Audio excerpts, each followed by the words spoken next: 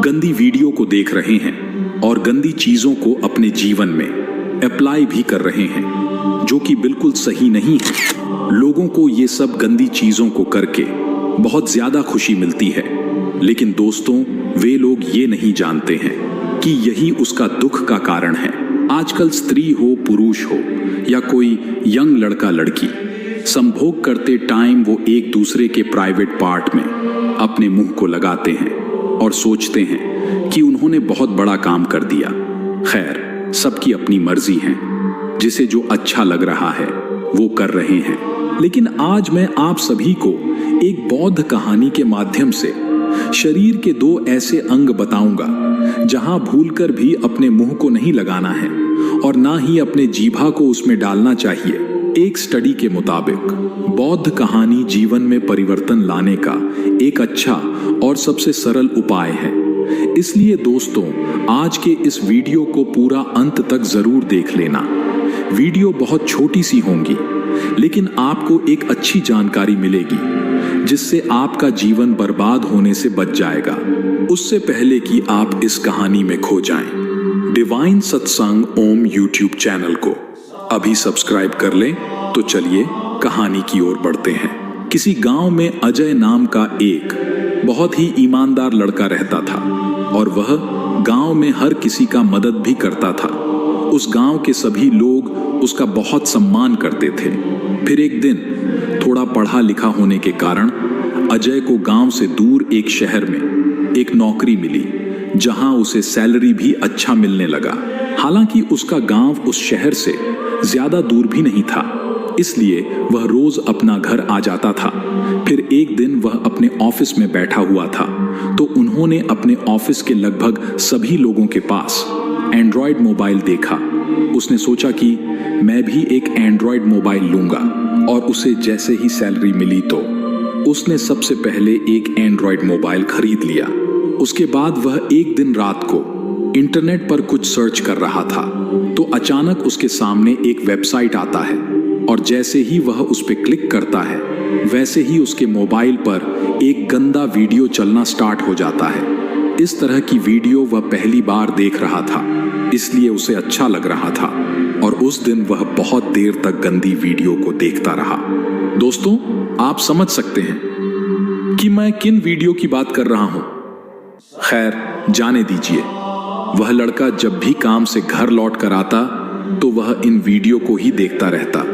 ऐसे करते करते ये चीज अब उसका आदत बन चुका था। फिर एक दिन उसने सोचा कि वीडियो देखकर इतना मजा आ रहा है तो मैं शादी ही कर लेता हूँ। रियल में करूंगा तो मुझे और मजा मिलेगा। और उसने एक सुंदर लड़की को देखकर शादी भी कर ली। उसके बाद वह जैसा जैसा वीडियो में देखा था उन सभी चीजों को अपने वाइफ के साथ भी करने लगा। उसे ये सब करके बहुत खुशी मिलती थी। ऐसा करते करते कुछ साल बीत गया। फिर अचानक एक दिन उसके कंपनी ने उसे काम से निकाल दिया। उसके बाद वह घर पर आकर बेरोजगार हो गया। कुछ दिन बिताने के बाद वह दूसरे कंपनीज में काम मांगने के लिए जाने लगा, लेकिन उसे एक भी कंपनी ने काम पर नहीं रखा।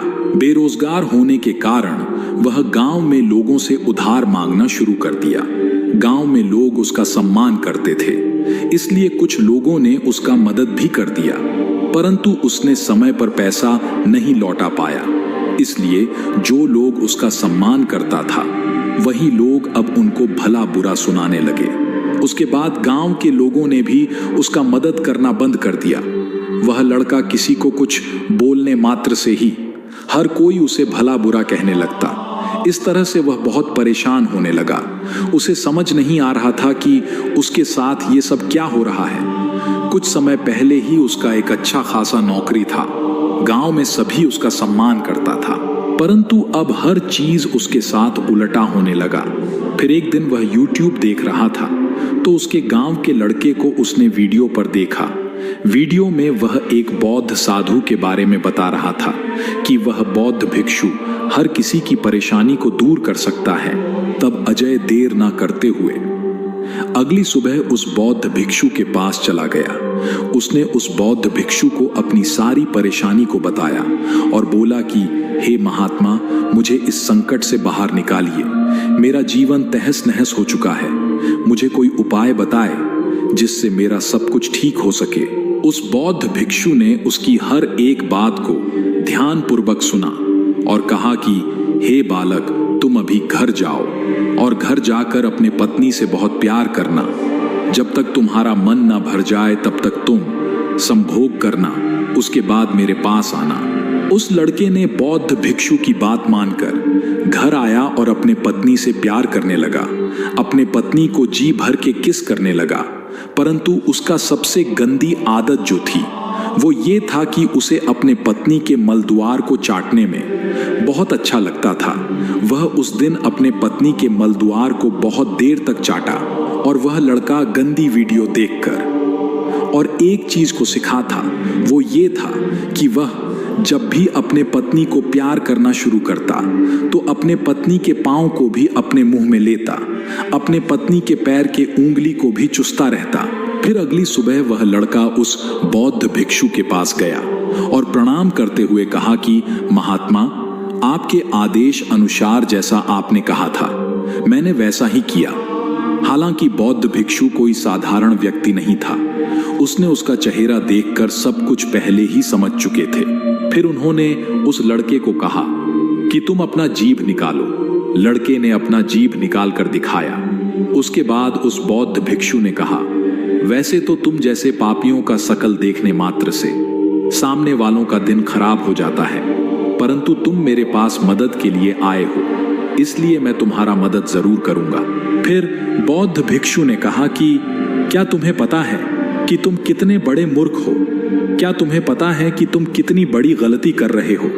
क्या तुम्हें यह पता है कि तुम्हारे मुंह में, तुम्हारा जीभा में किनका वास होता है? अरे मूर्ख बालक, जिस मुंह से तुम भोजन ग्रहण करते हो, जिस जीभा का इस्तेमाल करके तुम अपने वाणी को लोगों के सामने प्रकट करते हो, वही मुंह को अपने स्त्री के मलद्वार में लगाते हो। तुम वही मुंह को अपने स्त्री के पैरों में स्पर्श कराते हो।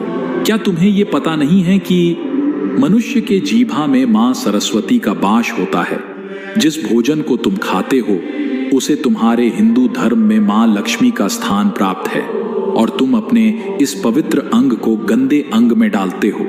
तुमने तो अपने मुंह को अपवित्र कर दिया है। तुम्हारे साथ तो बुरा होना ही था। तुम्हारा जीवन के बर्बादी का कारण तुम खुद ही हो। तुम यहां से चले जाओ, मैं तुम्हारा कोई मदद नहीं कर सकता। फिर उस लड़के ने कहा, नहीं महात्मा, ऐसा ना कहे, मुझसे बहुत बड़ी गलती हो गई है, कृपा करके मुझे क्षमा करें, मैं और ये सब नहीं करूंगा। कृपया मुझे रास्ता बताए, मुझे ये बताए कि मैं इससे कैसे उद्धार हो पाऊंगा। फिर उस बौद्ध भिक्षु ने कहा कि बालक, संभोग करना कोई गलत बात नहीं है, परंतु अपने खुशी के लिए संभोग को गलत तरीके से करना ये गलत बात है। खैर, तुम अब घर जाओ और जब भी संभोग करो तो ये सब पाप को करना बंद कर दो। और जाते जाते ये भी जान लो कि अगर तुम कुछ दिन और अपने पत्नी के मलद्वार में मुंह डालते हो तो तुम्हें भयंकर रोग भी हो सकता है, क्योंकि मलद्वार में हर समय जीवाणु का वास होता है जो कि तुम्हारे मुंह को संक्रमित कर सकता है। और हाँ, और एक बात कि ग्रंथों में पति को पत्नी का भगवान का स्थान प्राप्त है, इसलिए तुम अपने पत्नी के पांव को स्पर्श ना ही करो तो ही अच्छा होगा। और घर जाते जाते तिल का तेल भी ले लेना और हर सुबह उस तेल से कुलकुला करना। इससे तुम्हारा पहले की गई गलती से जो नुकसान हुआ है वो ठीक हो जाएगा। उस लड़के ने बौद्ध भिक्षु की आदेश अनुसार अपने गलती में सुधार किया और अपने जीवन को धीरे धीरे पहले जैसा बना लिया। कुछ दिन बाद फिर उसे एक कंपनी में नौकरी मिली। फिर से गांव में सभी लोग उसका सम्मान करने लगा और उसका सब कुछ जीवन में ठीक हो गया।